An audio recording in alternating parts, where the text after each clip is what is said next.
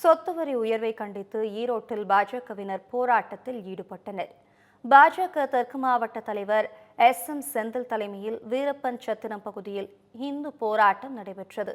இதில் கலந்து கொண்ட 100க்கும் மேற்பட்ட பாஜகவினர் சொத்து வரியை குறைக்க வலியுறுத்தியும் மாநகராட்சி நிர்வாகத்தை கண்டித்தும் முழக்கங்களை எழுப்பினர்.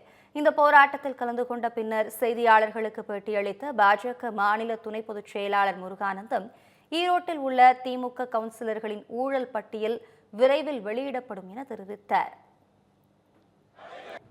தமிழகத்திலே எங்கேயுமே இல்லாத அளவுக்கு ஈரோடு மாநகராட்சியில் கிட்டத்தட்ட 600% சொத்து வரியை உயர்த்தி இருக்கின்றார்கள்.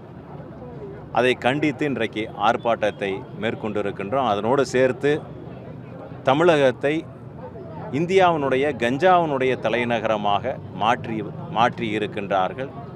திரும்பிய பக்கமெல்லாம் கஞ்சா புழக்கம், அதையும் கூட கண்டிக்கின்ற விதமாகவும், அதுபோல தொடர்ந்து இங்கே மாநகராட்சியில் இருக்கக்கூடிய திராவிட முன்னேற்றக் கழகம், அதை சார்ந்து இருக்கக்கூடிய கவுன்சிலர்கள் அவர்களுடைய ஊழல் பட்டியல், அதையும் கூட அரசாங்கத்திடம் ஒப்படைக்கக்கூடிய அதையும் கூட நாங்கள் முன்னேற்பாடு செய்ய இருக்கின்றோம்.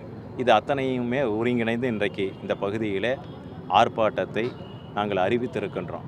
அதனால் இனி சொத்தை விற்று தான் சொத்து வரி கட்டக்கூடிய ஒரு சூழ்நிலைக்கு எல்லாருமே தள்ளப்பட்டு இருக்கின்றார்கள்.